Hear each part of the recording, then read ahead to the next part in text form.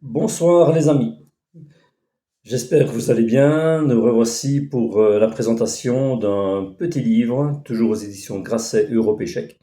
Je dis petit, c'est vraiment petit, c'est le plus petit livre que j'ai dans ma bibliothèque. Il fait même pas 100 pages, il fait 94 pages. Ça parle du Gambit Mora, le fameux Gambit Mora. D'après certains spécialistes, le Gambit Mora, c'est l'arme absolue contre la défense sicilienne. Bon. Ici, donc, vous voyez donc toujours aux éditions Grasset Europe Échec, livre paru en 1984. Donc, l'auteur, Édouard Gouffelt, je ne sais pas si ça vous dit quelque chose, Édouard Gouffelt, c'est quand même une pointure. Il a fait la majorité, donc Édouard Gouffelt, il est né en 1936 et il est mort en 2002. Il a fait la majorité de sa carrière dans les années 50, 60 et 70. Il a eu le titre de maître international soviétique en 1964. Il a eu le titre de grand maître international en 1967.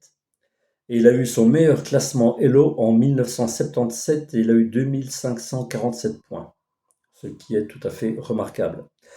Dans les championnats d'URSS, qui étaient quand même dans ces années-là quasiment plus difficile que même le titre de champion du monde. Ben, sa meilleure position, il a obtenu en 1963, où il a terminé une modeste septième place. Bon, là, il a pas, on peut pas dire qu'il a performé, mais il a quand même été champion des forces armées soviétiques en 1960. Bon, je ne sais pas si ça veut dire grand-chose, mais bon, il était. L'Union soviétique, c'était dans ces années 50, 60, 70, c'était vraiment l'âge d'or des échecs soviétiques, hein. Même parfois, par exemple au championnat d'URSS, parfois il y avait 5, 6 ex-champions du monde et même le champion du monde actuel qui s'affrontaient. Donc c'était quand même, c'est pour ça c'était encore plus difficile que le championnat du monde en lui-même, quoi. Donc il est aussi auteur. Ah oui, donc après la chute de l'URSS, il a émigré aux États-Unis et où il a ouvert une école d'échecs sur le fameux Sunset Boulevard à Los Angeles. Et il est mort en 2002 à Los Angeles, voilà. Et il est aussi auteur de plus de 47 bouquins sur les échecs. J'en ai quelques-uns ici d'à lui, qui ont été publiés justement aux éditions Grasset. Donc auteur prolifique également. Et il faut souligner, pour terminer avec notre ami Édouard, qu'il a eu le titre de entraîneur émérite de l'URSS. Donc je vous dis, pour avoir tout ça dans l'URSS des années quand même 50, 60, 70, il fallait quand même être très très très bon, hein, parce que c'était vraiment un nid à champion, hein, c'était vraiment, c'était les échecs soviétiques, ils étaient imbattables, quoi.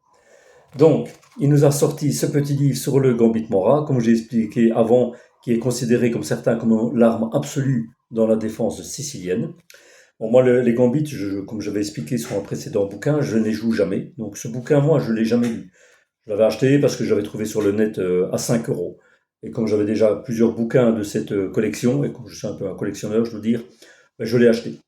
Euh, et je pense que je ne le lirai jamais. Enfin, je vais vous expliquer pourquoi un peu plus tard.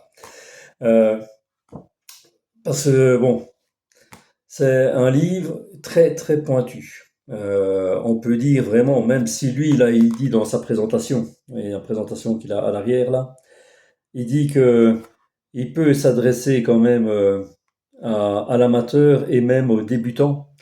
Là, il s'avance beaucoup, hein, parce que je pense que débutant, alors c'est débutant, pour lui, on n'a pas la même définition du mot débutant, parce que waouh, c'est vraiment le gambit est analysé ici d'une manière quasiment scientifique.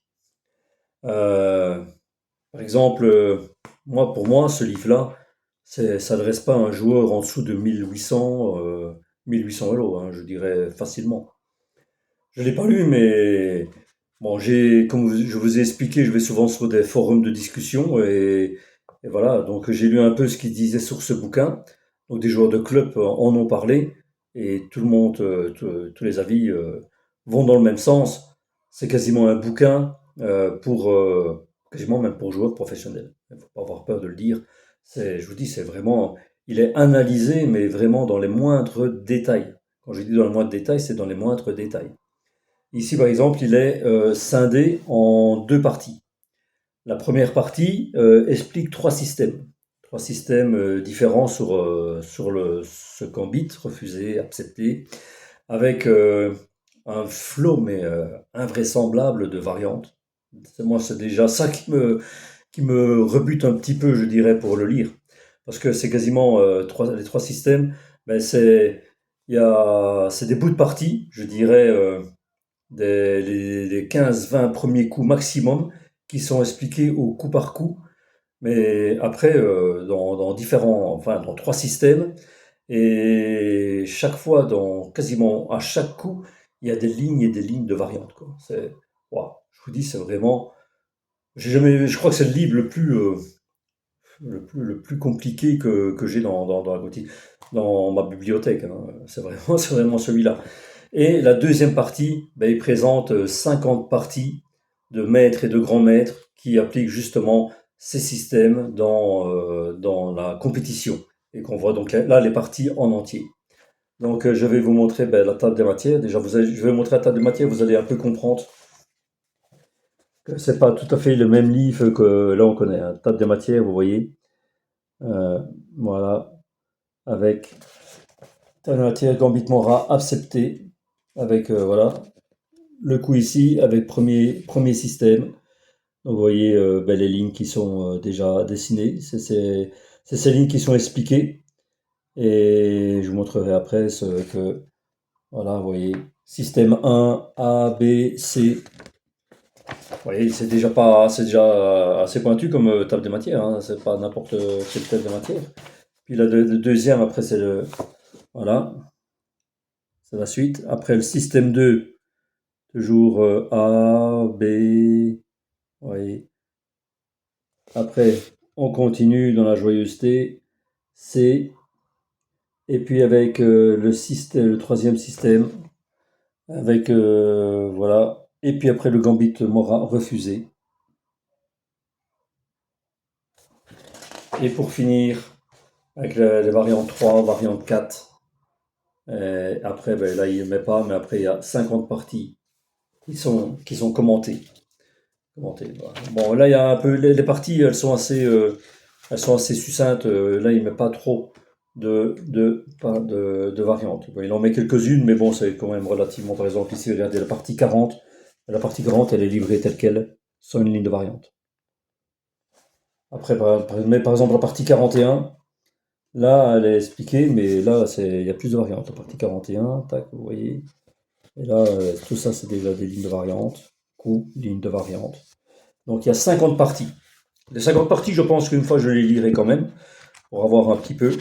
Mais par exemple, voilà, bon, d'abord, ça commence par le préface, hein, comme chaque bouquin, hein. Quel est le meilleur début recommande-t-on? Celui qui commence à étudier la théorie à partir sur l'audition. Bon. Voilà. Après, c'est une note du traducteur. Hein, donc, le mérite d'avoir imaginé ce gambit revient au joueur français Pierre Morat. Remarquons que l'idée de ce sacrifice de pion fut proposée au XIXe siècle, alors que l'âge d'or des gambits romantiques était déjà passé et que l'époque classique de Stenitz et Tarrasch commençait.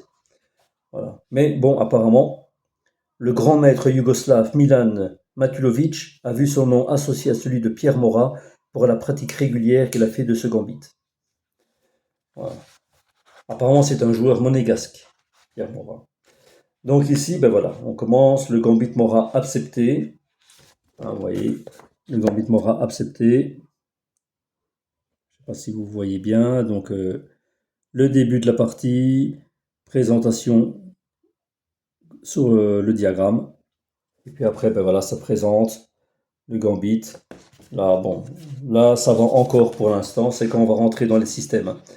Là, voilà. Donc ça explique toujours. Et puis on va dans le système 1. Donc là, c'est à partir de là que ça commence la joyeuseté avec le système A, avec le 5 coup de noir E5. Et puis ben, c'est parti, et puis voilà. Donc que des lignes de variantes après. Que des lignes de variantes. Donc c'est 10, 15 coups qui sont expliqués dans des parties. Et donc chaque fois après, Toujours avec, on repasse sur, chaque fois sur une autre partie avec un autre, une autre variante, système 2. Donc ici vraiment, livre, petit livre pour joueurs avertis. Moi, à mon petit niveau, je dirais, bon, moi je vous dis, j'ai eu l'occasion de l'acheter à 5 euros, je l'ai acheté pour compléter ma bibliothèque. Peut-être si une fois, vraiment, quand je serai pensionné, que j'aurai vraiment le temps, peut-être je le lirai quand même, hein. Il est là, je le garde, comme j'ai dit, hein, moi je garde mes bouquins. Mais bon, de toute façon, euh, ici, comme c'est analysé, on dirait vraiment une étude qui a été faite pour la préparation de matchs particuliers dans des tournois. Vraiment pour contrer des joueurs qui jouent vraiment ce gambit, enfin pas ce gambit, cette fameuse défense sicilienne qui est très très pratiquée. Moi, bon, moi, à mon petit niveau de 1200 sur chess.com, comme hein, j'explique, j'ai un taux relativement efficace contre la défense sicilienne, mais bon, à à mon petit niveau, hein, je me situe bien naturellement, que je commence à faire des progrès. J'ai battu dernièrement un joueur qui était classé 1618. Euh, 1618 et j'ai battu après deux, trois joueurs qui étaient classés dans les 1000, dans les 1300 ou 1400, même dans les 1300. Mais bon, après, derrière ça, j'arrive à perdre contre des joueurs classés 950 Elo, 1050 Elo. Donc les points que je gagne là, je les perds derrière. C'est ça que je comprends pas, quoi. J'ai une irrégularité chronique que je n'arrive pas à corriger. Donc, bon, ben, c'est un peu dommage. Là, je suis encore en cours de partie et je suis très très mal parti dans des parties contre des joueurs, franchement, que je sais classer au moins 200 points au-dessus d'eux, quoi. Bon. Et après, je gagne contre des 1600. Ah ouais, ouais, c'est un peu, ça, c'est un peu mon problème. Mais bon, je dirais ce que je voulais dire. Moi, je joue souvent contre des joueurs qui pratiquent la défense sicilienne. Je pratique pas, moi, le Gambit Mora. Moi, bon, je joue une autre ligne et j'arrive à gagner. Ben, j'ai un beau taux de réussite, je dirais, de 7 parties sur 10. Je gagne contre des joueurs qui jouent à la sicilienne. Bon, après, je jouerai contre des joueurs d'un plus haut niveau. Je pense que bon, il faudrait essayer une autre tactique. J'arriverai pas à les battre normalement, hein, je pense. Voilà. Donc ce livre, donc si vous êtes vraiment un fort joueur, ou si vous voulez devenir un fort joueur, ou si vous cherchez vraiment à vous spécialiser contre la défense sicilienne, ben, vous pouvez l'acheter et il fera votre bonheur, il n'y a pas de problème. Mais si vous êtes un petit, enfin un joueur d'un niveau bon amateur comme moi, je dirais, qui joue plus pour l'amusement et le fun que la partie vraiment professionnelle de la chose, bon, vous n'êtes pas obligé de l'acheter, il vous apprendra, enfin, vous ne prendrez pas plaisir à le lire parce que je vous dis, il est vraiment très très très pointu, c'est des flottes variantes, c'est vraiment, bon, c'est pas gai à lire, c'est des bouts de partie, la première partie, c'est même pas des parties entières, donc il va pas trop vous intéresser. Le seul avantage qu'il a, c'est que on le trouve vraiment pas cher. Moi, je l'ai vu sur Amazon, moi je l'ai acheté 5 euros. Je l'ai vu sur Amazon, il est même pas 10 euros. Donc quasiment à l'état neuf, 10 euros.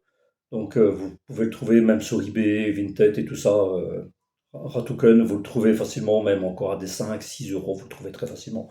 Donc voilà, si vous vous voulez faire plaisir, faites-le. Autrement, je dirais que c'est pas un achat obligatoire. Ben là, là, dans 3 4 jours, je vous présenterai un autre bouquin. J'avais dit qu'il me restait la défense est-indienne à vous présenter, mais j'en ai retrouvé un, toujours aux éditions que j'avais encore là, c'est sur la défense pirque. Je pense que je vous parlerai plutôt de la défense pirque dans 3 4 jours. Un bon bouquin. Voilà. Donc, chers amis, je vous laisse. J'espère que vous avez aimé. N'hésitez pas à mettre un petit pouce, un commentaire si vous voulez plus de renseignements sur un bouquin que j'ai présenté ou sur un bouquin que je possède. N'hésitez pas à laisser un commentaire, je me ferai un plaisir de vous répondre. Ben voilà, je vous souhaite une bonne soirée et à bientôt.